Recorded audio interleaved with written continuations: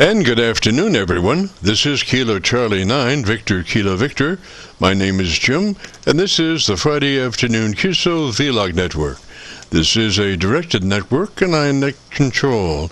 If at any time during this net, should an emergency arise, please notify net control, and we'll stand by and allow those in need to access this frequency. Is there any priority or emergency traffic at this time?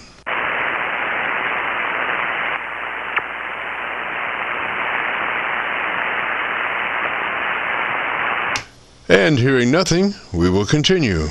This net is all about ham radio and being all that you can be. That's what our Qso-Vlog network is all about, trying to help people achieve the best sounding station possible. Thanks for dropping by. FYI, my background is 50 years in commercial broadcasting, where a lot of big bucks are spent on audio processing equipment and getting it set up correctly to get the best sounding station possible. Well, long story short, when I became a ham radio operator, I could hear immediately a large discrepancy in on-air technical proficiency.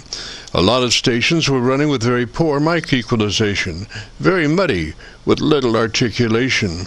And as I continued to work stations, I realized most of the stations were also running very low average peak modulation, many around 30% of average peak modulation. So with my background, I felt I could help, or at least try.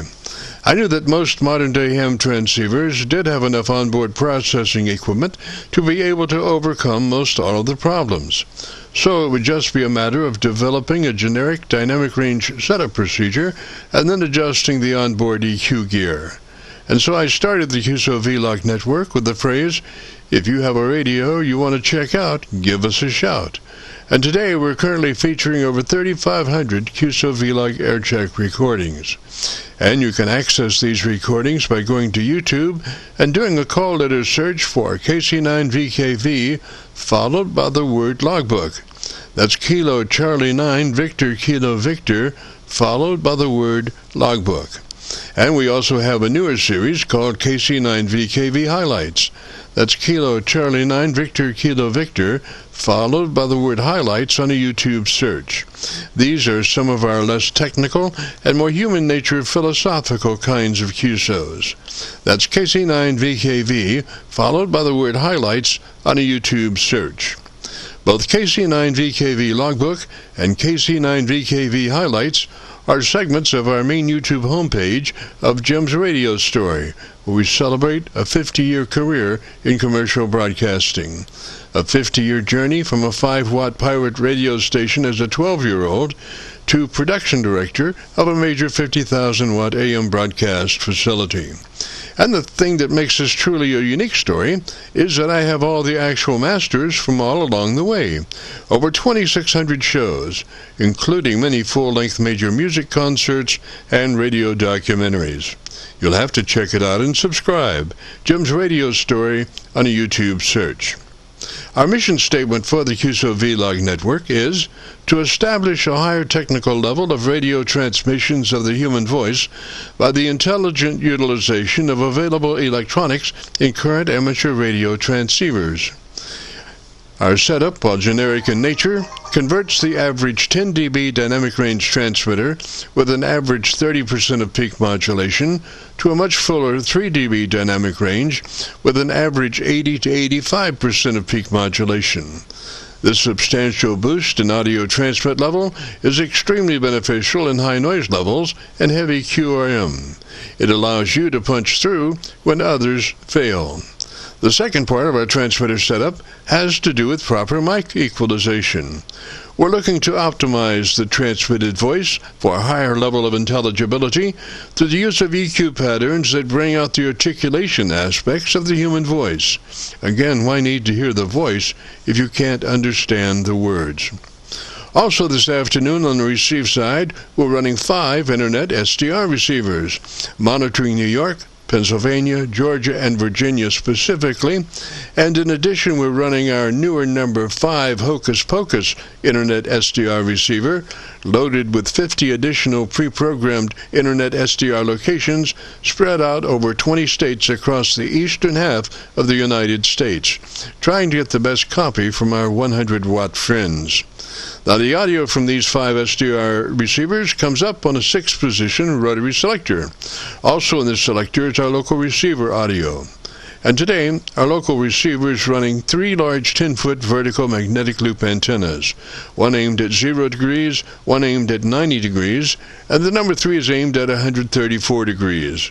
These are run as a directional scanner array with a manual voting system 6th position rotary selector. Also today on the transmit side, we'll be running our NO-SWR specially oriented resonant tuned dipole antenna. One leg of this resonant tuned dipole antenna runs broadside to Montreal, Canada. The other leg runs broadside to Miami, Florida. As we were constructing our station, our mantra was 20 over from Montreal to Miami with a hotspot through the Carolinas. And although conditions may vary, the general performance of this antenna supports its mission.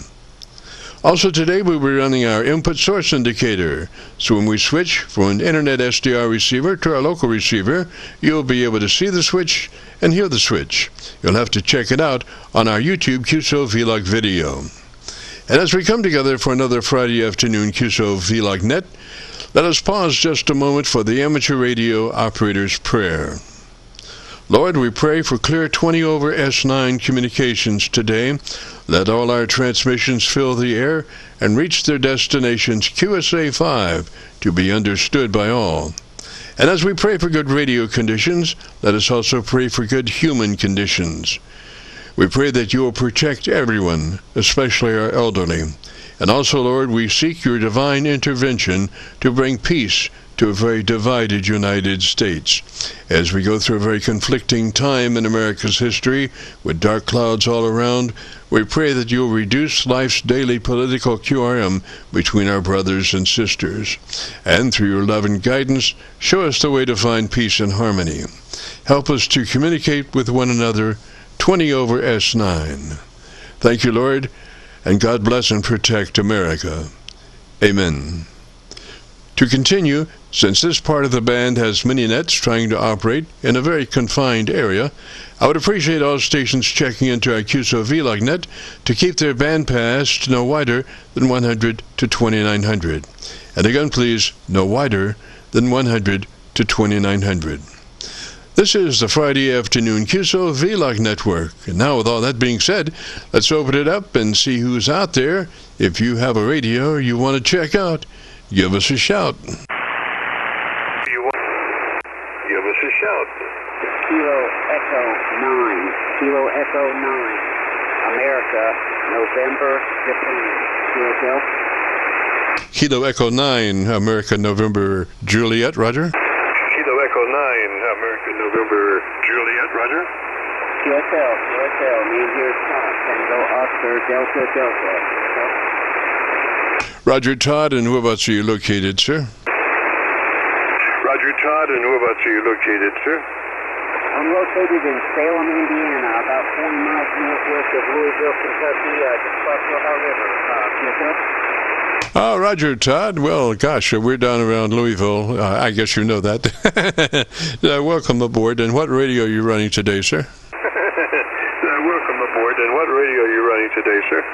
Roger. Yeah, I'm running ICOM 7300, 100 watts with a dipole, resonant 40-meter dipole. Over. Roger. Now, have you double-checked to be sure that you're in that wide transmit bandwidth TBW? It's called wide 100 to 2900 on that 7300. You have 3 choices. Some people take all 3 of those and make them 100 to 2900, so nothing can possibly change that transmit bandwidth. Roger. Can possibly change that transmit bandwidth. Roger. Yeah, Roger. It's wide now. I don't know how to adjust that. Over. Roger. Just go in the box and you can do it that way. Go in the box, erase what's there, and put what you need there. Roger. Probably the simplest way is just to highlight the 7300. I'm sorry, the 100 to 2900 box. Just highlight that, and that will have made your selection. Roger. 100 box. Just highlight that, and that will have made your selection. Roger.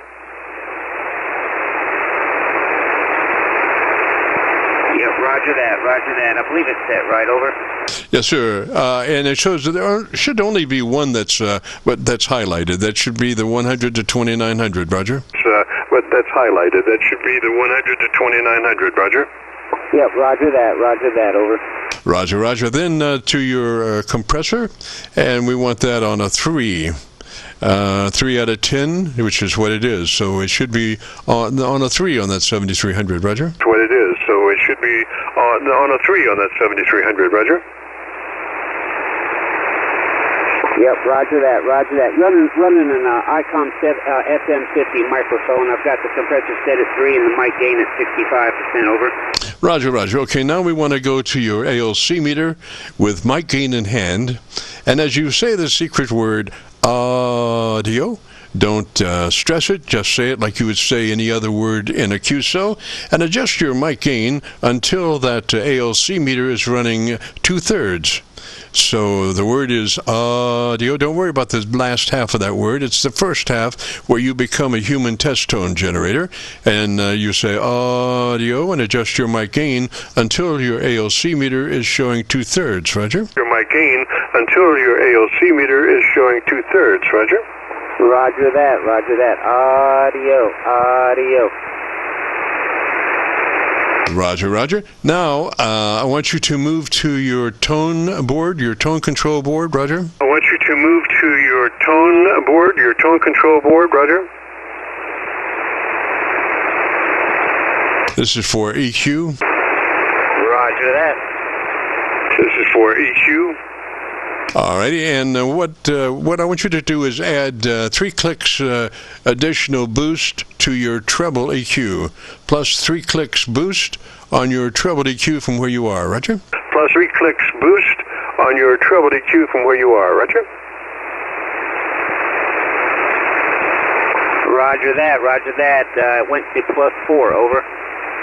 Roger that. And is that the hand mic, the sublight hand mic you're using? Roger that. And is that the hand mic, the sublight hand mic you're using? Negative. It's a SM50 desktop mic, over. Roger. Do you happen to have a phone windscreen around? Roger. Do you happen to have a phone windscreen around? Come back with that, over. Would you happen to have a foam windscreen to fit over that microphone? I heard a couple of plosives in there, not much, but a little bit. I was just wondering if you happen to have a foam windscreen laying around that you could put on over that mic, the front of it, Roger? Laying around that you could put on over that mic, the front of it, Roger? Yeah, negative. I don't have anything like that, over. Okay, so maybe down in your future, as you think about things, maybe you might want to consider that foam windscreen. It's such a beautiful device. It breaks up all the air currents headed toward the mic element. Before they get to the mic element, it smooths everything out, takes all the crinkles and stuff out of your voice, and it makes you sound like $1 million, Roger. Your voice. It makes you sound like $1 million, Roger. Yep, roger that. Yeah, well, I'll definitely look into purchasing one of those, over.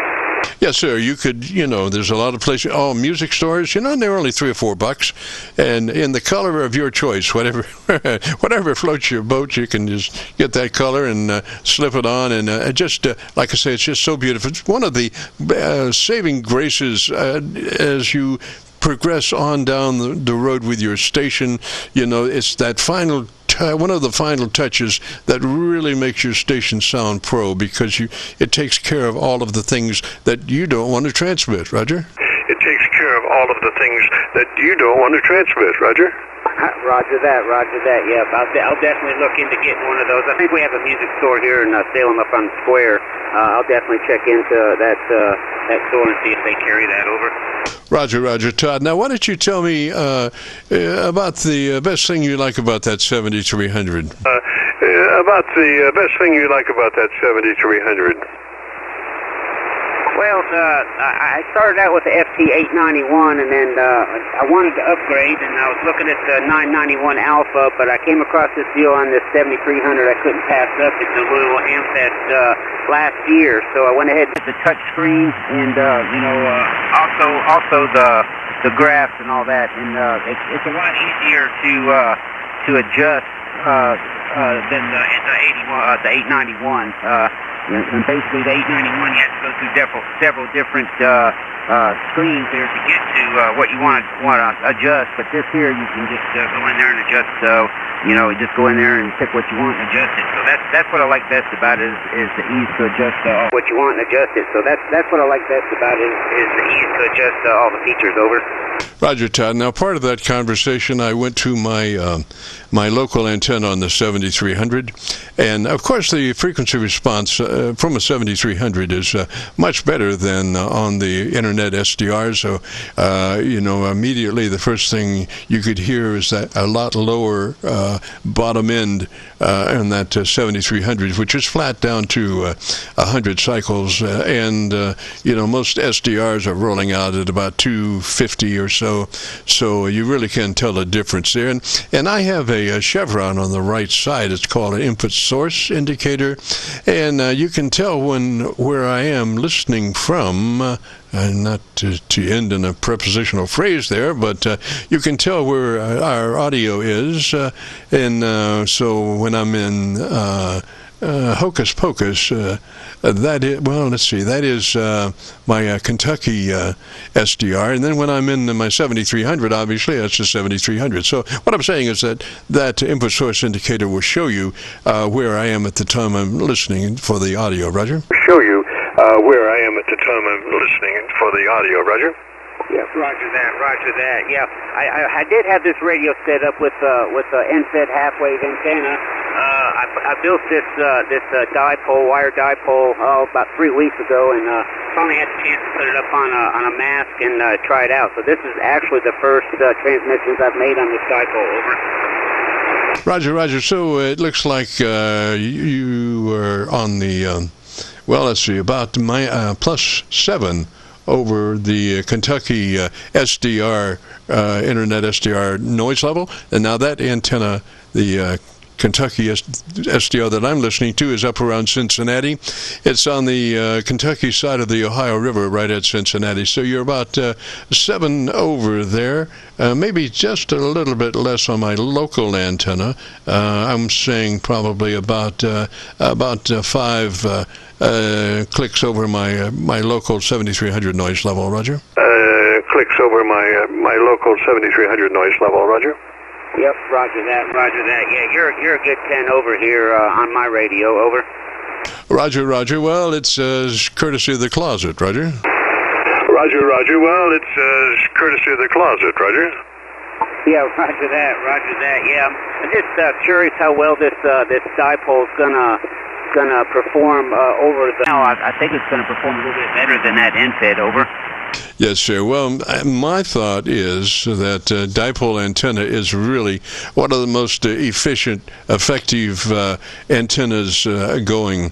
And the fact that you can make it directional. If you've ever looked at the radiation pattern of a dipole antenna, it's a broadside to the wire.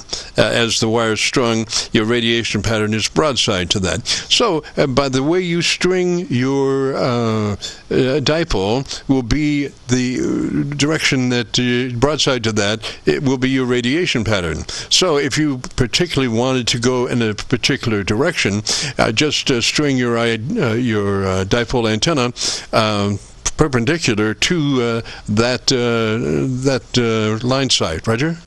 Roger that. Yeah, right now I've got it strung up south-southwest and north-northeast, I believe is the way it's strung up right now. I am getting ready to put up a tower, a 48-foot self-standing tower here in a couple of weeks, and we'll probably either end up putting a 3-band Yagi on it or maybe a hex beam. Haven't decided yet, but right now I've just been dealing with the wire antennas. Over. Roger. So if you use your tower to support the center aspects of your dipole, the most important thing, I think, from past experience, is that you do one part of the dipole the same way as you do the other part. In other words, if you create a sloper with the tower as the connection point to your drive, then you want to try to equal the slope on both halves of that dipole. The more symmetry those two share, the better, or let's put it this way, the least SWR that you're going to encounter.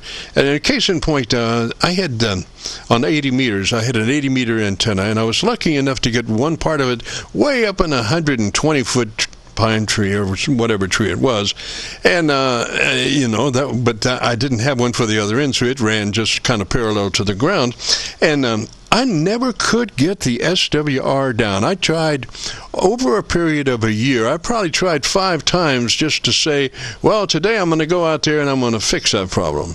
And I would usually wind up worse than what it was. And finally, I was using tie wraps quick to make adjustments. And I messed up, and one of the tie wraps came undone. And there went my top position in that tree. I lost my top position in that tree, and I said, oh my gosh, that was such a beautiful place. But then I said, well, I'll just run it to this lower branch, the first lower branch, and just could go that way. And I did, and I came in and I looked, and suddenly the SWR was like almost non-existent. And I'm thinking, wow, and the problem was, see, there was a great difference between one half of that dipole antenna and the other half. So what you want to do is try to make both halves somewhat similar. Roger? Yeah, roger that. Yeah, right now I have it as an inverted V. I've got it up on a 25-foot mask, push-up mask, and I've got the elements coming down. Mask, and I've got the elements coming down a sloping angle. So yeah, right now it's in an inverted V, and both of them are actually going in they're the same way, just opposite directions. Over.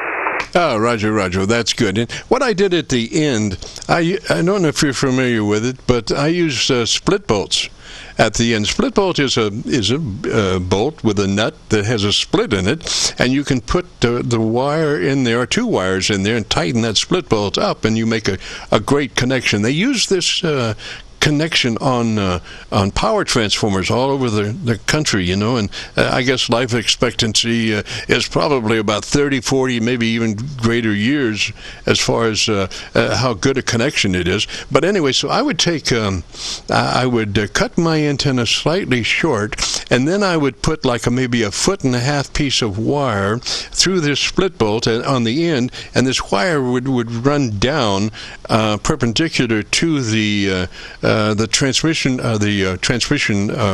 piece, and then I could I would say, okay, on the negative, I was running unbalanced without a transformer, and I said, okay, on my negative side, I'll use that to control my SWR, and then on the positive side, I'll bring it back onto frequency.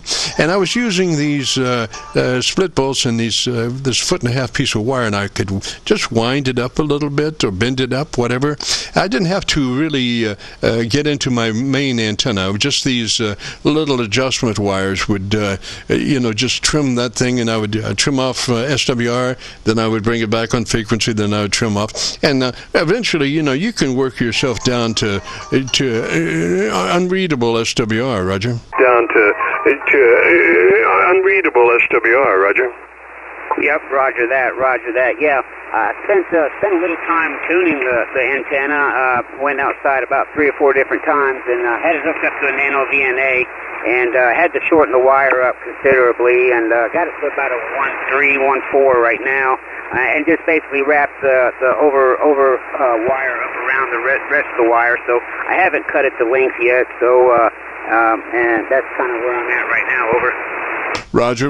So it's best if you can figure out a way where you don't have to cut your wire, bend it back on itself or whatever. But see, once you cut a piece, then you may have to add a piece. So if you don't cut, but you just wrap it back up on itself or whatever, then you have that excess to see you through other situations. Roger? To see you through other situations. Roger?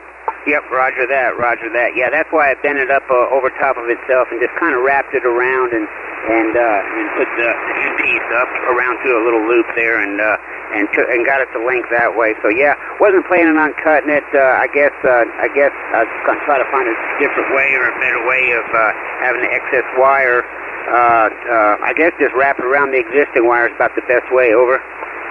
Roger, Roger. And also, something to consider as the dipole is laid out, the current is at the feed side of the dipole, and high voltage is at the far end of the dipole. So you want to be careful about the ends. You might want to use the double insulators in that support line. Probably not necessary, but like I say, the high voltage is at on the ends of those dipoles, and so you want to be sure that. And what I had was on that 80-meter antenna when I was on the lower limb, I just kind of wrapped it over the limb, and the transmission line was actually laying on the limb, and I didn't think anything about it. But at one point, I did retrieve that, and I did notice that where that line, I was using like a RG, RG something, heavy-duty coax cable for my antenna, but not driven as insulator shield. I had all that tied together, and I was just using it for wire. And as it went over that limb, I noticed it had burnt the insulation right where the limb was underneath it. So I did get a piece of garden hose and tie that into that antenna, made it go through that. So I had additional insulation as it passed through the limb. But when you're running a little bit more power, then you have to be careful because, like I say, the voltage is on the end, and it has a way of reaching out. Roger? You say the voltage is on the end, and it has a way of reaching out. Roger? Oh yeah, roger that, yeah. Right now I'm just at 100 watts, so I do have plans on getting an amplifier in the future, but with the way the equipment is right now, you just got to do a little bit at a time. So I'm just kind of anxious to get this for the wire antennas also. So yes, appreciate all the information. Antennas also. So yes, I appreciate all the information you give me. I don't have a choke hooked up to this antenna, so I presume that I don't have any RF coming in that you can hear. Over. No, you're clean. And I'll tell you a test that I use. I am running a preamp that is about 10 dB to 12 dB attenuated back from its max audio. So what I will do is just turn that all the way up. So now my microphone is running 10 dB hotter than what it should, and if I don't get feedback or take off like a big bird, whatever, I figure that's pretty good. So I use that as a test. So if you can do your mic level 10 dB hotter than normal and still not have a problem with RF and the AF, then you're in good shape. Roger? Problem with RF and the AF, then you're in good shape. Roger? Roger that. So how does my audio sound now? Does it sound pretty clean? Over? Yes, sir. I would go ahead and your +4 on your treble. I'd go ahead and make that +5, Roger? +4 on your treble. I'd go ahead and make that +5, Roger? Okay, roger that. Kilo 8 November, India Victor. Roger, stations, stand by just a moment, please. Roger, stations, stand by just a moment, please. Okay, Todd, so you're +5 on your treble, Roger? 5 now, over. I'm sorry, you said you were +5 on your treble? Roger that, +5. I'm sorry, you said you were +5 on your treble? Affirmative, yes, I'm at +5 right now. Roger, I would run it just like that. And get that windscreen when you can, and that'll be one of the greatest things you can do, Roger. And that'll be one of the greatest things you can do, Roger. Roger that. Hey, I appreciate all the information and the time you took to go through my radio. I hear another person trying to get a hold of you. So I'll go ahead and say 73. Until next time, Kilo Echo 9, Alpha November Juliet here in Indiana. Roger, Roger, Todd, 73, sir. You have a great afternoon, beautiful weekend. If you want to hear your audio, beautiful audio now, go to YouTube and do that call letter search for KC9VKV, followed by the word logbook. That will take you to this recording. It'll be cut number 1 in a series of 3,500, and I'll have it uploaded to YouTube by noon tomorrow. So 73, Todd, catch you later, sir. And if you get a chance, join us next Friday. This is the Friday afternoon Qso-Vlog net in that station calling. Go ahead. Friday afternoon, Qso-Vlog net in that station calling. Go ahead. November 4, Mike Tango, Quebec. November 4, Mike Tango, Quebec. Roger, Roger. November 4, Mike Tango, Quebec. Roger, Roger. Mike Tango, Quebec. Roger. Located East Tennessee. Mike Tango, Quebec. Roger. Roger, in Tennessee, and what radio? What's the name there? Roger, in Tennessee, and what radio? What's the name there? Name is Steve. One more time on the name? One more time on the name? Steve. Sugar Thomas, Easy Victory, Steve. Roger, Steve, and what radio are you running today, sir? Roger, Steve, and what radio are you running today, sir? We've got a Yazoo FTDX10 here running about 100 watts into a dipole. Roger, Roger there, Steve. So part of our setup starts with you making sure that you're in that wide transmit bandwidth TBW. It's called wide 100 to 2900. And the beautiful part about that is it lets your transmitter be all that it can be frequency response wise, then gives you just a slice of daylight before you enter somebody else's conversation. So we suggest that transmit bandwidth wide 100 to 2900. Roger. Bandwidth wide 100 to 2900. Roger. Roger, Roger. We are there. The bandwidth is set for 10 to 2900. Should be 100 to 2900. Roger. Should be 100 to 2900. Roger. Yeah, Roger, Roger. Excuse me. 100 to 2900 is what my setting is current. Yes, sir. Okay, then to your compressor processor, and we only want a third of that. That is, we want that compressor processor on at a 3 out of 10 or 30 out of 100. So compressor on at a 3 out of 10 or 30 out of 100. Roger. Compressor on at a 3 out of 10 or 30 out of 100. Roger. Roger that. Currently setting is 3. We've got the compressor setting at 3 now. Yes, sir. All right, then to your ALC meter with mic gain in hand. And as you say the magic word audio, just say it. Don't stress it. Just say it like you would say any other word. And adjust your mic level control until you're 7 or 2/3 on your ALC meter. So it's, as you say the magic word audio, you become a human test tone generator. And you adjust your mic level until your ALC meter is running 7 or 2/3. Roger? Meter is running 7 or 2/3. Roger. Roger, Roger. Audio. Audio. Audio. Audio. Looks pretty good. Then, do you know where your equalization page is? Then, do you know where your equalization page is? Yeah, Roger. All right, let's go there. All right, let's go there. Okay, we're there. All right, what kind of an equalizer is that? Is that a 3-band, 8-band, or what you got? All right, what kind of an equalizer is that? Is that a 3-band, 8-band, or what you got? Heil PR781.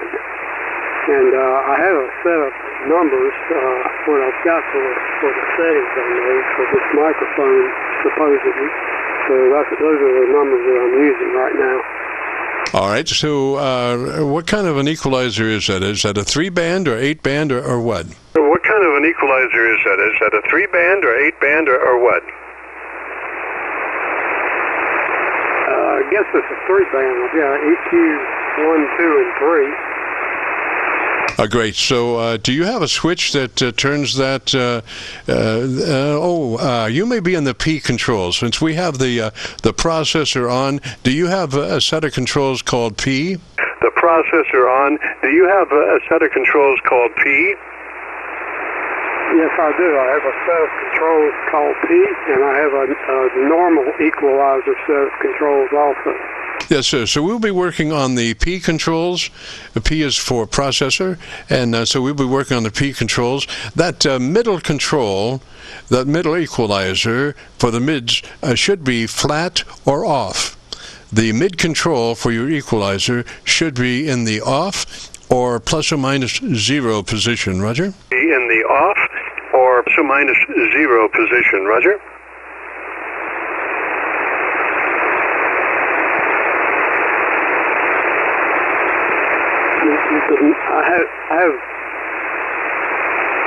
I have 3 settings for the middle control. I've got equalizer, EQ2, EQ2 frequency, level, and bandwidth.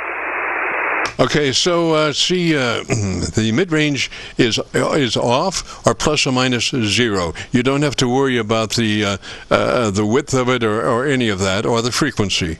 Just so it's off or off mainly, or plus or minus 0. Roger? Off mainly or plus or minus 0. Roger?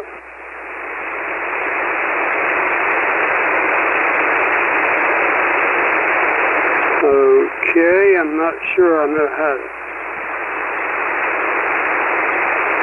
This is on your attenuator control. It's got a plus or a minus. We want it right in the middle, to where it's neither plus nor minus. It's 0 level. Roger? It's neither plus nor minus. It's 0 level. Roger?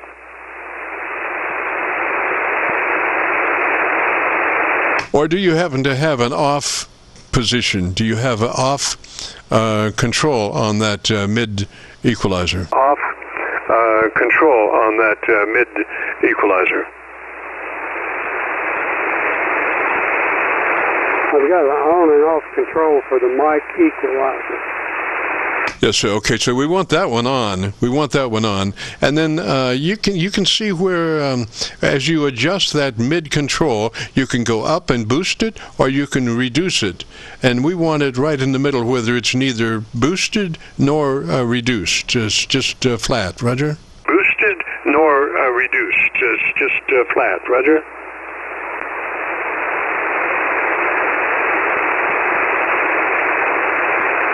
Okay, sorry. I've got a page here that has it has 8 different settings for different equalizer frequencies, but I don't see an on-off where I can disable one of them. Okay, so let's just say everything from 800 cycles up to 1.45 should be flat. Everything from 800 hertz up to 1.5 K should be flat. Roger? 1.5 K should be flat. Roger?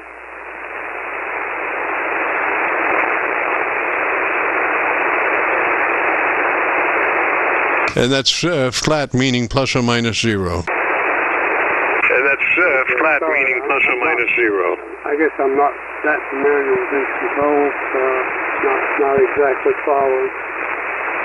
Okay, so you have 3 adjustments for each frequency. Is that a Roger? 3 adjustments for each frequency. Is that a Roger? Yes. Okay, so let's do that. Those mids, we want those to be neither push nor cut. You have an attenuation or a push control, so we want that just plus or minus 0, whether it's neither pushing or reducing that frequency from 800 cycles up to 1.5 K. Roger? From 100 cycles up to 1.5K. Roger. Okay, I've got that particular one on 0 now. Okay, the mid is 0. Okay, so you have about 3 positions there. You have a, what's your mid-frequency, the first one? Is it 800 or what? What's your mid-frequency, the first one? Is it 800 or what? Mid-frequency is 900. Okay, so 900, then you have one at 1800. Roger, Roger? 900, then you have one at 1800. Roger, Roger? I'm sorry, we doubled? The mid-level is 900 hertz, and I have a range for the level of -10 to +10. Okay, so what you have is called a third octave equalizer. It's like doubling the frequency each time it goes up. So if you have it 900, then there's another one at 1.8K. Is that a Roger? 900, then there's another one at 1.8K. Is that a Roger? The next one is at 2500 hertz. Oh, okay, so it's not a third octave equalizer. All right, so what's the one above the 2500? Equalizer. All right, so what's the one above the 2500? Break. 2500 is the highest one. 2500 is the top end? 2500 is the top end? Yes, that's what the setting is now. I can change that frequency, though. Okay, so the ideal push frequency is 2700. So if you can put 2700 in that last box, that'll be great. So we want 2700 with the 4 plus 6 clicks from where you are. 6 plus 6 clicks from where you are. Another station, stand by just a minute, please. Another station, stand by just a minute, please. Okay, got it. We got that frequency at 2700 with a...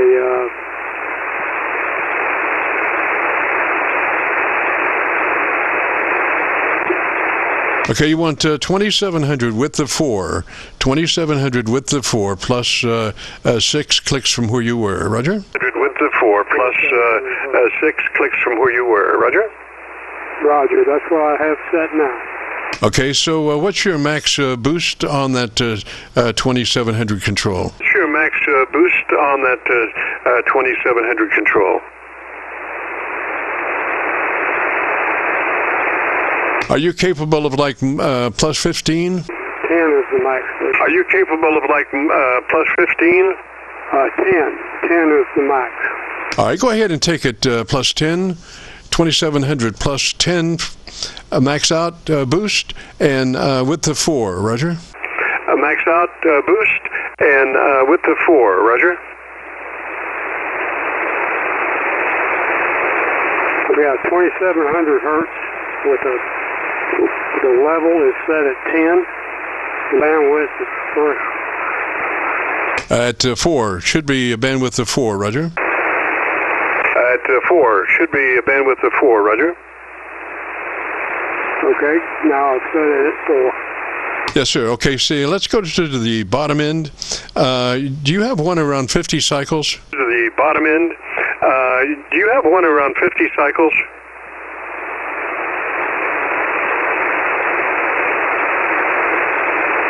We're talking about the base equalization area. Do you have one control down there around 50 cycles? Do you have one control down there around 50 cycles? Yes, I do, but it's set at 200 hertz right now. Okay, that's fine. That's fine. So what's the one above that? Is that 400?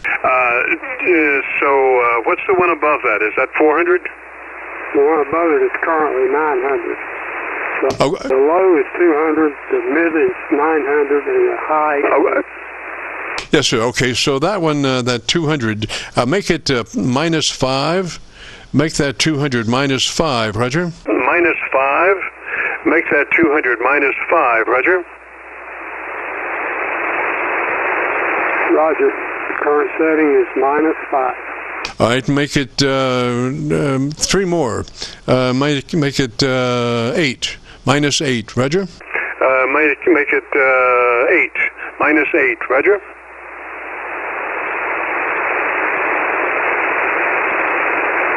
Roger. Current setting is -8. All right, go ahead and make that -10. -10, Roger. All right, go ahead and make that -10. Roger. Okay, current setting is at -10.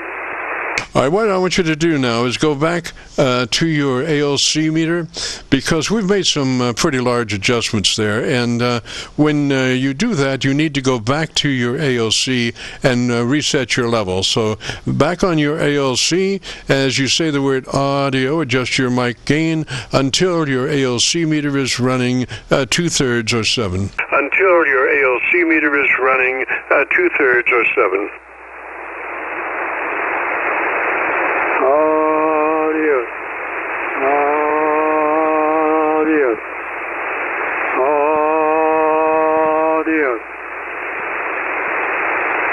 Alrighty, now, Steve, I want you to tell me about the best thing you like about your radio. Steve, I want you to tell me about the best thing you like about your radio. Well, I like the FDR receiver very well. By the way, my mic gain is turned up to about 75 now, which is, and the ALC meter is just barely about 2/3. Roger. So it could be that your ALC meter is not reading correctly. You sound like you might be a little hot. So I would come down to 6.5 instead of 7.5. Roger, on your mic level control. 6.5 instead of 7.5. Roger, on your mic level control. Okay, Roger. Yes, it's currently set at 65.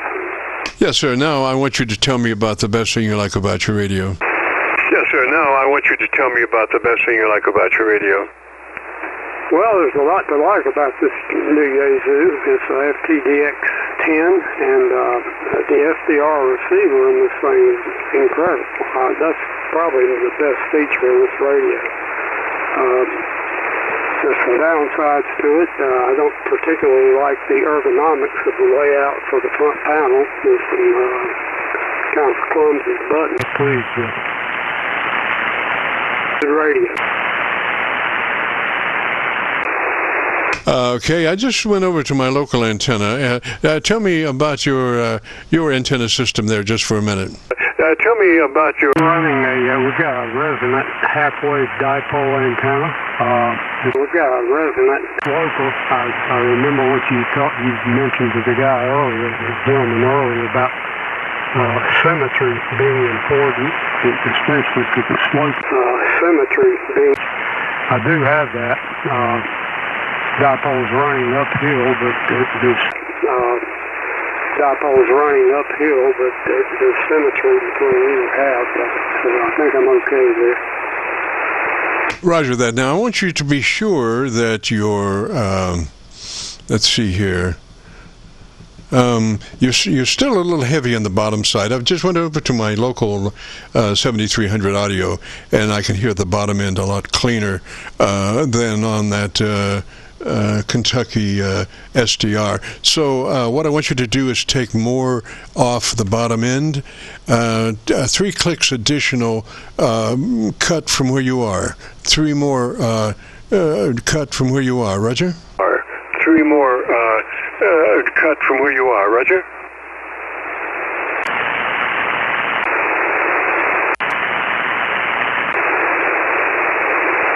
Clicks off the bottom end. Roger, Roger. -13 for the 200 hertz range. Currently at -13 for the... Roger, that's sounding better. What I would do would be to maybe pull off mic about 2 inches further back than where you are right now. 2 inches further from your mic position than where you are. Roger? Okay, Roger, Roger. Than where you are. Roger? Okay, does this sound any better? Yes, sir. There's a thing called proximity effect, and that has to do with as you approach a microphone, the closer you get to it, the more bass buildup you have. So what we wanted to do is just pull back from the mic a little bit to further reduce your bass frequency characteristics. Roger? Yeah, Roger, Roger. I have to. Yeah, Roger, Roger. I point there. That's a good point. Also, the phone wind guard is a good idea. Also, I do not have one of those, but I'm looking at getting one. Roger, there's one more thing we need to do on that 200, and that's put that width to 4. That should be width of 4 on that 200 cycle control. Roger, width of 4. Right, it's currently set at 4. Good. Cause that's a roll off there. That's good. So let's see here. Gosh, I'd like to hear you just a little bit more. Tell me about how long have you been an amateur? Well, I've been an amateur for age here is 72. Just retired a few years ago, so back into the hobby quite a bit. And started out back in the 60s. Used to run some old Hallicrafters equipment. Had the old HT37 transmitter and FX1010 receiver. Very good set of old equipment. Currently working on refurbishing the receiver. Over. Roger. Okay, I want you to take a full attenuation on that 200 cycle control. Max out your reduction.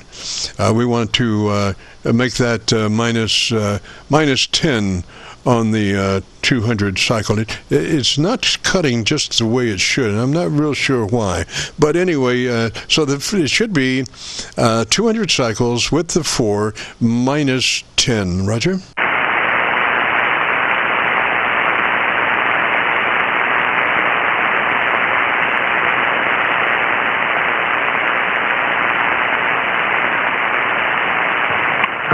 Roger. It's currently, the setting here is minus 20. I had the range down to minus 20. Okay, double check to be sure that equalizer's on. Just double check that you're on the P set of controls and they're on. Roger?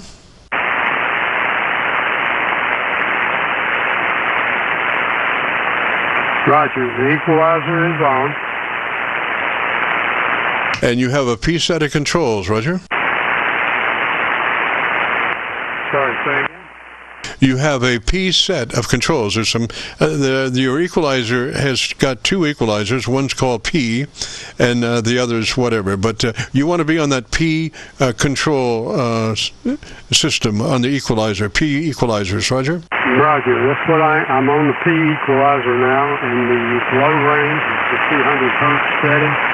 And the low range is the 200 hertz.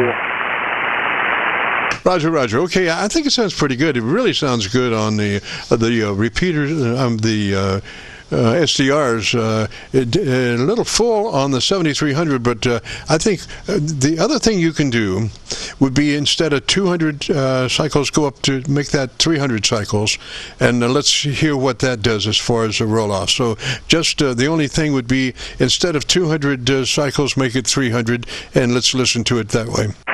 Okay, current setting is at 300 cycles. All right, and then tell me about your radio, what you like about it. Well, again, the SDR. What you like about it? Well, again, the 10 is amazing. It's receiver. Really enjoyed very good on the radio. I've just had some unfortunate lightning damage on the radio, so it's been repaired a little bit. I'm trying to get it back on the air here and get the settings adjusted correctly. Roger. Now, Steve, I want you to be sure that you have your compressor processor on. Make sure your compressor processor is on. Roger?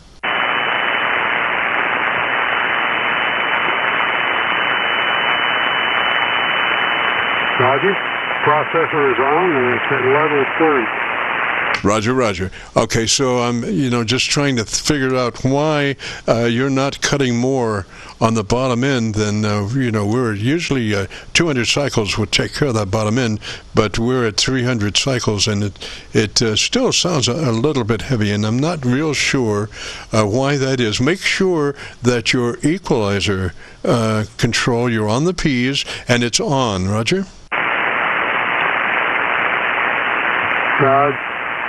Roger, hang on a minute.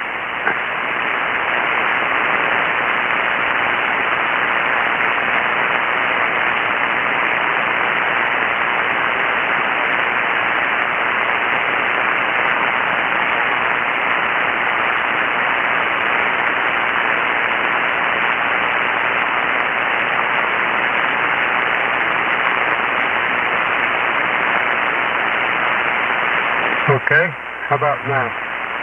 So did you do anything? Yes, I did. I'm sorry, but it's my fault. I was not on the P parameters. I was on the standard parameters.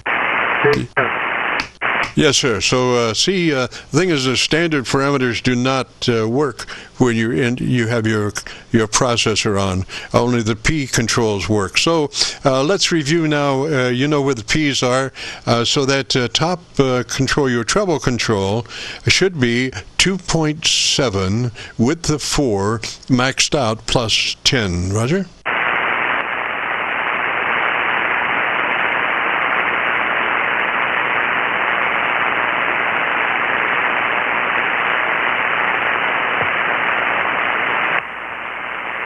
Okay,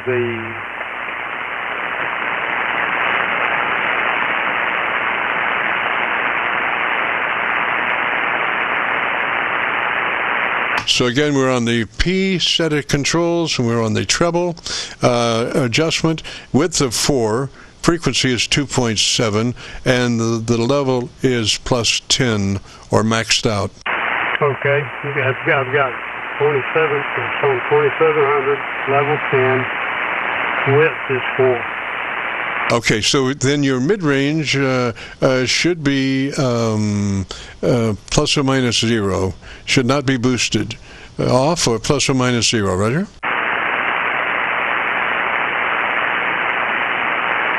Roger, plus minus 0.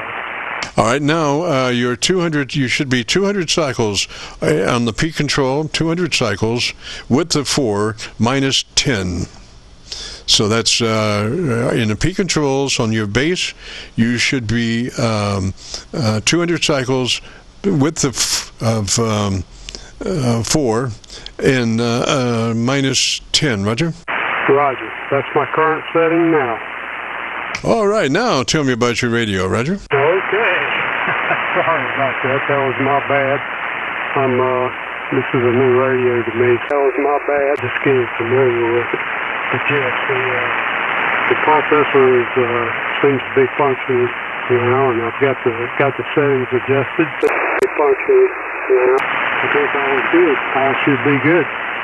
Yes, sir. Okay, what I want you to do is take the full attenuation on your 200 cycles, all the way, minus whatever it is on 200 cycles with the 4, and let me hear you. Okay, this is the full attenuation. And let me hear you.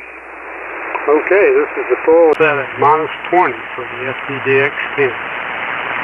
All right, now what I want you to do is go back to your ALC and reset your level again so we can get that at the proper modulation level. So it's ALC meter looking at it as you adjust your mic gain. As you say the word audio, when we want 2/3 deflection on the ALC meter. Okay, audio. Okay, audio. Audio.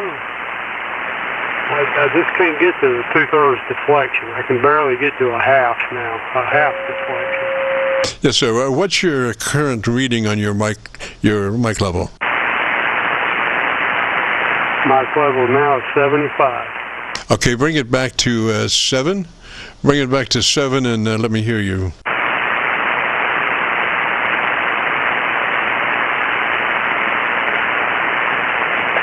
Bring it back to 7. Yeah, from 7.5 to 7, Roger.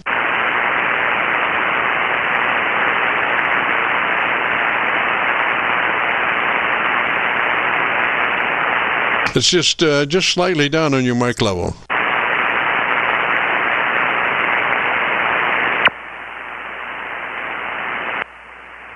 Okay, gain now is currently set at 7. Alrighty, and so tell me about you as a kid there when you first decided to get into amateur radio, Roger. Yeah, well, I grew up in Charlotte, North Carolina. Yeah, well, I grew up in the Queen City and got interested in radio from some friends in school. Started out as SWL, shortwave listener, but graduated to a not-wave listener, but mid-60s, really liked CW, big CW operator here, so I really enjoyed the hobby. Over. Roger, Steve. Okay, so you were kind of a peaky speaker. That is that you have a tendency to hit every third word a little harder and then fall off a little bit and then come back up. So what I'm suggesting is that you leave your ALC meter out, and you're going to have something to do as you're talking to your friends and neighbors. So I want you to leave your ALC meter out and try to keep that ALC meter in the sweet spot as you talk. Now, you may have to plus or minus your mic level just a little bit to be able to let your voice put that ALC meter in the sweet spot all the time. But that's the name of the game. We want to try to keep that ALC meter in the sweet spot as much as possible as you're talking, Roger?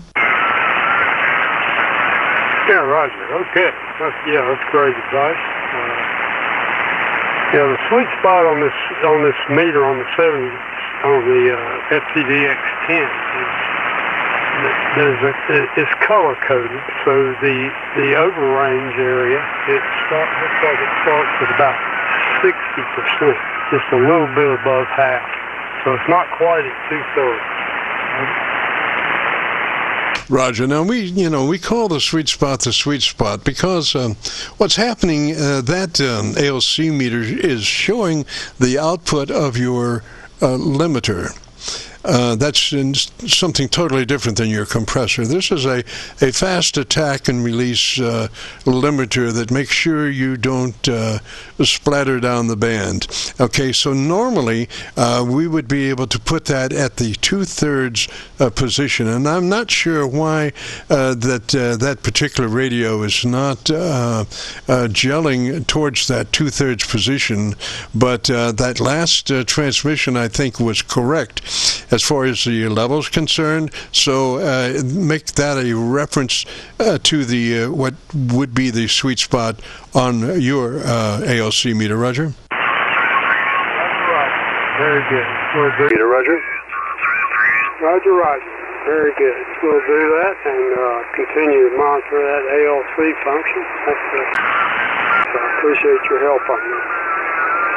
Roger, Steve 73, sir. And if you want to hear your audio, if you go to YouTube and do that call letter search for Kilo Charlie 9, Victor Kilo Victor, followed by the word logbook, that will take you to this recording. It'll be cut number 1 in a series of 3,500, and I'll have it uploaded to YouTube by noon tomorrow. Roger? And I'll have it uploaded to YouTube by noon tomorrow. Roger? Roger. Thank you very much again, sir. This has been very enlightening. MPQ. Roger, Steve 73, sir. If you get a chance, join us next Friday. This is the Friday afternoon Qso-Vlog net. If you have a radio you want to check out, give me a shout. Qso-Vlog net. If you have a radio you want to check out, give me a shout. November 2, Kilo Bravo Echo. November 2, Kilo Bravo, and what was the last? November 2, Kilo Bravo, and what was the last? Echo. All right, November 2, Kilo Bravo Echo, and what's the name? All right, November 2, Kilo Bravo Echo, and what's the name? Yeah, I spoke to you 2 or 3 weeks ago. I was using a flex radio then. Now I'm on an FTDX10-2 right now. Roger, Roger. What's the name there, please? Roger, Roger. What's the name there, please? Oh, Haley, here's John, Juliet Oscar Hotel November. One more time, slowly, please. One more time, slowly, please. John, Juliet Oscar Hotel November. Roger, John. What radio is that you're running now? Roger, John. What radio is that you're running now? Yeah, I'm on the FTDX10-2. FTDX10-2. Same one the last caller had. Oh, Roger. Okay, sir. The first thing would be to be sure you're in that wide TBC, transmit bandwidth 100 to 2900. That lets you operate that transmitter at the max frequency response that it's capable of, and then gives you just a slice of daylight before you enter somebody else's conversation. Roger? Slice of daylight before you enter somebody else's conversation. Roger? Yeah, Roger. I'm not really looking to make any adjustments to it, unless you think it's really bad. But I just wanted to let you know that with the DX10, it's a parametric equalizer. It's got 3 bands to it, and each of the bands have a certain range where you can adjust the frequency, and then you have the Q, and you also have the gain that you want to set it for. So it's different than most other radios out there. All the Yaesus pretty much have the same type of parametric equalizer on them. Yes, sir. Yes, sir. Well, I mean, the transmit bandwidth determines your frequency response or your audio. If you're running in less than 100 to 2900, you're rolling off your audio. And you don't want to really do that, because the top end is where all the articulation is, where you know, people can understand what you're saying. And when you are in less than 100 to 2900, that's being rolled off, and you don't want to do that. So, you know, if you want your radio to sound good, you should be in that 100 to 2900 transmit bandwidth. Roger? Good. You should be in that 100 to 2900 transmit bandwidth. Roger? Yeah, Roger, Roger. That lets your transmitter be all that it can be, and then gives you just a slice of daylight before you're interrupting somebody else's conversation. A slice of daylight before you're interrupting somebody else's conversation.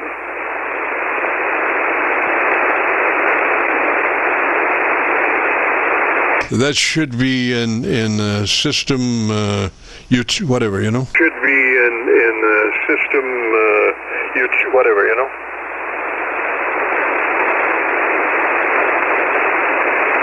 Transmit sideband. Yeah, okay, very good. Yeah, I had it set for the total transmit bandwidth. Now it's on that 100 to 2900. Basically, I mean, I'm not really looking to make any changes to the parametric equalizer or anything. I basically, recorded myself with another radio, and it sounds pretty good. So I think I just wanted to let you know that it is a parametric equalizer, and it just operates differently from the other type of radios. All the A's are pretty much the same. Yeah, I just did a FTDX10 just 40 seconds ago, sir. FTDX10 just 40 seconds ago, sir. Yeah, exactly. That's why I'm talking. That's why I'm telling you that, because I did it at DX. I mean, it's, right now, does my audio sound that bad? No, it sounds good. Sounds good. It looks like it's about 3 dB, but there's some things you don't know until you take a look at them, you know. I'm just saying. But you're sounding great. Thanks for calling. I'm just saying. But you're sounding great. Thanks for calling. Okay, very good. Yeah, I'll let you get on with somebody else who needs the help. I just wanted to mention that to you there, James. All right, have a good weekend, and hopefully we'll talk to you another time there. KC9VKV, this is N2KBE 73. 73, sir. This is the Friday afternoon Qso-Vlog net. If you have a radio you want to check out, give me a shout. Afternoon Qso-Vlog net. If you have a radio you want to check out, give me a shout. Kilo 4, Lima, Japan, Echo. Hello, Jim. What's going on, sir? Hello, Jim. What's going on, sir? Well, what's going on? I don't know. First one thing and then the other, mostly the other there. How you doing? Oh, I'm doing fine. You're doing fine, man. Sounds really, really nice. Oh, I'm doing fine. You're doing fine, man. Sounds really, really nice. Yeah, Roger. Yeah, I don't know if I've talked to you since I've got this FT710. We're running the FT710, and we're running the legal limit with a Tentec Titan 425 with a in-fed wire that's about 3/4 wavelength long here for 40 meters. Roger? Okay, so right now I'm on the PASDR. You look to be about 15 over. Tell me about your antenna system for about 10, and let me look and see what my local antenna is doing. For about 10, and let me look and see what my local antenna is doing. Okay. Antenna system is the one I've had for a long time. I've had this thing up for a pretty good while. I think I put this particular thing up about 2017 is when I put this thing up there, but I changed the length of it. I did have it 130 feet, and anyway, 130 feet. A bit better, considering I don't have that much real estate, but we have a bunch of radials in the ground. We share the radials with a quarter wave vertical in the backyard too, so we have two antennas that are sharing the same bunch of radials. KC9VKV, K4LJE, Eden, North Carolina. Roger, Jim. Now, oh man, I'm on my local antenna. That's 7300 on the dipole. You're 15 over my noise level. Your frequency response is just beautiful. Not nice bottom end, nice mid range, nice top, and your dynamic range is 3 dB, which means your average percent of peak modulation is 80 to 85%.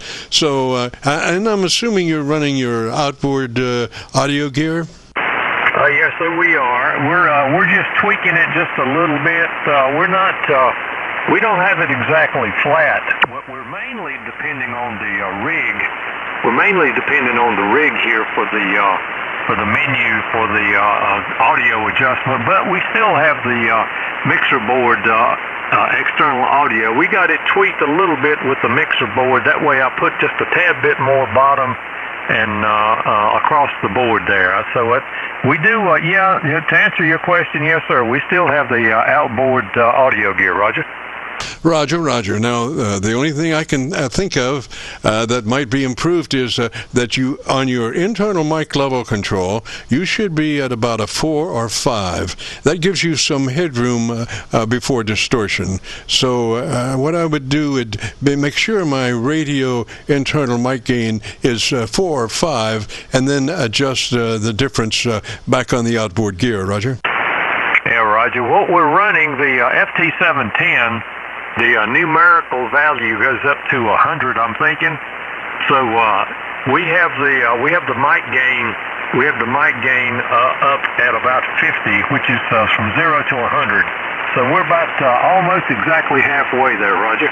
Yes, sir. That's just exactly where you should be, and that gives you a headroom in that first stage preamp that doesn't overload. Now, you know, the other thing would be if you would be like a 1 or a half or somewhere in there, your normal level would be right before distortion and or into distortion. So by running that at a 5 on your internal mic gain control, that's just ideal, Roger. Yeah, Roger. Well, thank you very, very much. I really appreciate you coming back to me and really appreciate the report there. I have worked hard on this deal. This thing, I couldn't get used to this rig, but I'm about to get there. And by the way, the microphone is a Shure SM7B. Shure SM7B dynamic broadcast mic there, Roger. Roger. Well, you could have fooled me, man. I could have gone for an electret condenser microphone. As clean as that top end is, I would have thought that would have been an electret element, Roger. Yeah, Roger. Well, I bought this one a while back, and yeah, I tried an electret condenser mic, but it's too much on the background. It just picks up too much of the background, especially the amplifier. The amplifier, the Tentec amp here, I need to work on the fan, but I've got a gate. I've got a noise gate here on the outboard audio gear too, so that kind of calms everything down. Roger. Roger. So that must be a very soft gate, because I wasn't even aware of that. I didn't hear it closing up. So I wouldn't change a thing, man. You got it going on. Yeah, well, thank you very much. Yeah, we do have it on the soft knee. They call it the soft knee, that kind of thing. Yeah, well, thank you so very much, Jim. You sounding good. I hope you're doing okay. You sound like you're doing pretty good. It's I thought about you 2 or 3 times, and I said, well, I haven't got old Jim there, but by grannies, we got you today. So KC9VKV, thank you so very much. God bless, and we'll see you later. K4LJE. Roger, Jim. Now, I'm, like I say, I'm on my 7300, which is good down to 100 cycles, and I'm looking at, your signal on my spectrum analyzer, and I see activity down past 100 on down to 25 cycles, but it's balanced. It's not boomy. It's just perfect. So yay! And if you want to hear that audio, go to YouTube, do that call letter search, KC9VKV followed by the word logbook will take you to this recording. It'll be cut number 1 in a series of 3500, and I'll have it uploaded by noon tomorrow. Roger. Yeah, well, thank you very, very much, and I'll be looking forward to seeing that and listening to it as well. All righty. I came in a little bit ago in the XY as well. All righty. I came in a little bit ago and the XYL's taking a nap. Boy, she's up there sawing logs. On with my daughter and my grandson. We got a new grandson. I don't know if I told you that. It's quite a trick. Yeah, man, thank you so very much. And I know you've got some more people there before 5 o'clock. So we'll see you later on. K4LJE. Thank you, man. Roger, Jim. 73, sir. Sounding just beautiful. Have yourself a great afternoon, beautiful weekend, and, join us next Friday. We'd love to have you. This is the Friday afternoon Qso-Vlog net. If you have a radio you want to check out, give me a shout. If you want to check out, give me a shout. This is Whiskey 3 Zulu Golf W3ZG. Roger there. What's the name? Roger there. What's the name? Namer's Bob. QTH is Orfield, Pennsylvania. Roger, Bob, and I'm on my PASDR, and you look to be about 15 over, Roger. On my PASDR, and you look to be about 15 over, Roger. And I'm glad that's working out, but I guess that's when you have receivers all over creation. You could pick up everything. Yes, sir. Well, primarily because of my 100-watt stations. If they have any trouble with their antennas, they're very difficult sometimes to copy. So we do try to spread out our SDRs from New York, which New York is good for a bounce from Canada even. Also Pennsylvania is good for Pennsylvania, for Canada. And then we come on down to all the way to Georgia, and that's good for Florida bounce. So we pretty much have the East Coast kind of staked out, Roger? The East Coast kind of staked out, Roger? Okay. Yes, you certainly do. Yeah, your signal is bouncing around a little bit here, about S5 to S7, but certainly sounds good, and I'm glad that mine's working as well as it is. We're running about 700 watts, I would say, with a Mercury 3S amplifier, and I think we're going into my dipole. I was just fooling around with a new radio that I was trying to set up, and I've been playing with different antennas with the Yaesu 101D that I'm using now, and trying to find out what the SWR is, and then so I don't blow up the new Apache lens rig. So anyway, I've been fooling with a lot of my antennas, and I've got one of those rig analyzers to try to figure out what the SWR is on everything. So are you on here? You're sounding good as always. Thank you, Bob. Appreciate that. And like I said, I just went to my local antenna. I cannot copy you on my local antenna, but you're 15 over on the PASDR. Your audio curve is just beautiful, and your dynamic range is about 3 dB, so that means your average percent of peak modulation is 80 to 85%. So I would call that well done. And if you want to hear it, if you go to YouTube, do a call letter search for KC9VKV, followed by the word logbook. That will take you to this recording. It'll be cut number 1 in a series of 3,500, and I'll have it uploaded to YouTube by noon tomorrow, Roger. 500, and I'll have it uploaded to YouTube by noon tomorrow, Roger. Okay, very, very good, Jim. I will, in fact, we'll check it out. That'll be fun, and hopefully I'll get the new radio finally set up. I have, with this Anon, I'm trying to balance microphone input on it, and for some reason I don't seem to be getting audio processed through it, and I'm not sure why that is, but I'm sure we'll find somebody that understands the radio better than I do at this point. So I'll let you run and catch some more people, but it's been my pleasure, and we'll say 73 and have a great weekend. This is Whiskey Tree Zulu Golf.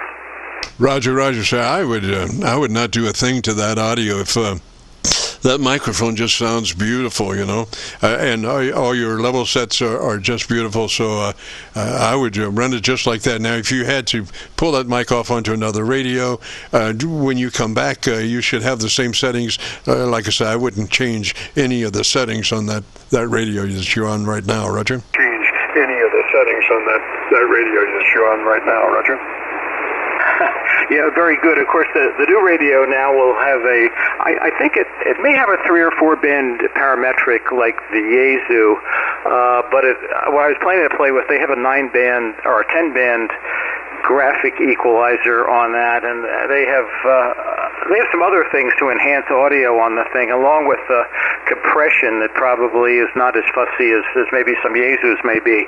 So I'll be curious if I can. Well, actually, I'm really wondering whether the audio will sound better on the new radio or not. I bought it with thinking maybe I could do better than this, but although there are a lot of other characteristics about the radio that made it a fun thing to try out. So anyway, I thank you for all the kind words, and we'll let you hopefully catch 1 or 2 or so more people.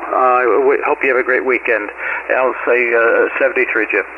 Roger, and on that newer radio, I can give you some frequencies that you might find interested in on that equalizer. First, you're going to be in the peak controls because you're going to have your processor on at about a 3 or so, a 3 out of 10 or 30 out of 100, whatever, or thereabouts. And the magic top frequency is 2700. 2.7K is just a beautiful frequency for that top end. And if you have a width control, you want it on a 4 width, and probably you want to be up there around a plus 8. Plus 7 on that treble control at 2.7 kilohertz. Your mid-range, you want those to be flat. That would be anything from 800 cycles up to 1.5 kilohertz.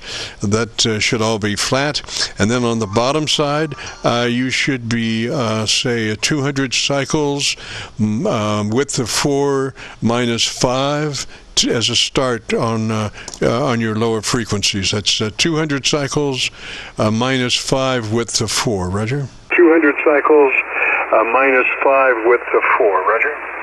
Okay, yeah, it's interesting, Jim. Those are a lot of those are exactly what I've been running, and I played with the equalizer for a few years. I had the radio, I think, for about 6 years now, and I came up with, and this was dealing with all kinds of some of the hams that are really known for being audiophiles and things, and I came up with a 2700 and do that thing. Well, actually, that one I use a bandwidth of 1, and I do that plus 10 because I really wanted the crisp high end. And in the middle, I also settled on 1300 cycles. The only thing is that I don't run that flat. I mean, that is I have to go look at where I have that now. But then going on the low end, also I do, and I've been doing this for years. And I was listening to you as you progressed along with all your thoughts, and I'm running 200, and I'm doing bandwidth of -4 and a -5, and that seemed to get the bass out of the Electro-Voice RE27 dynamic microphone pretty well. Yes, sir. Now, about the mid-range.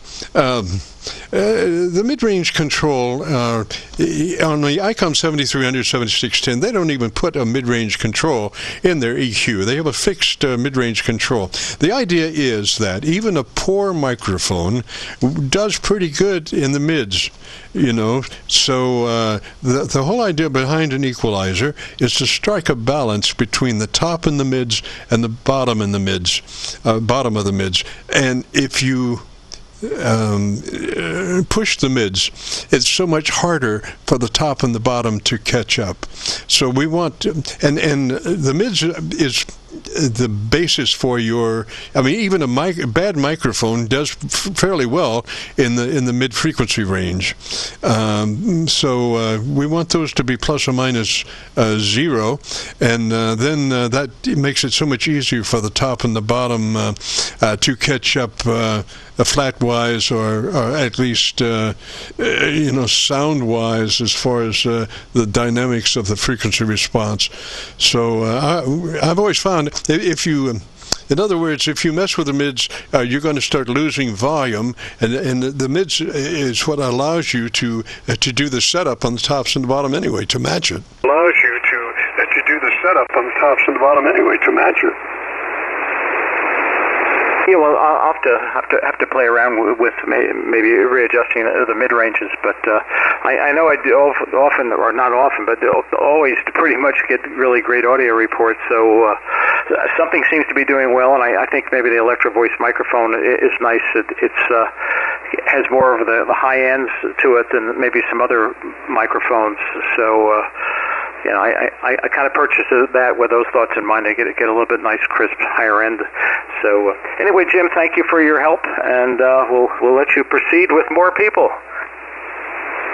Roger, Bob. That microphone is just great, and the thing is, see, you have less touch-up top and bottom to do with a good microphone, because you know, that microphone is there already. Whereas with a poor microphone, you have to spend more EQ top and bottom to bring it to flat, or to balance, or to sound halfway decent. So you shouldn't have to touch up much on that microphone. It's capable of those frequencies. So you know, like I say, right now, you're sounding great. And if you want to hear that audio, if you go to YouTube, do that call letter search KC9VKV followed by the word logbook, and we'll have it uploaded by noon tomorrow. Roger. Followed by the word logbook, and we'll have it uploaded by noon tomorrow. Roger.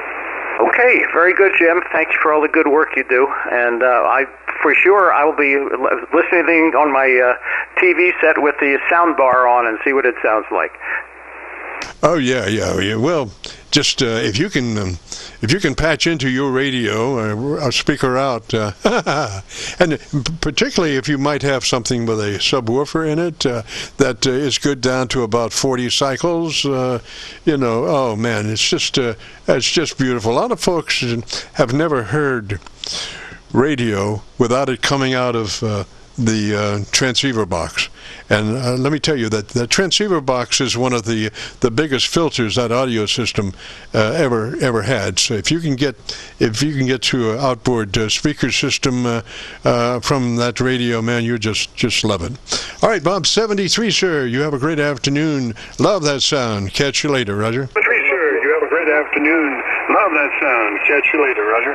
Okay, very good. I'm running this thing through a Heil parametric equalizer, and then going into some powered bookshelf speakers with 5-inch woofers and silk dome tweeters. So it sounds pretty good.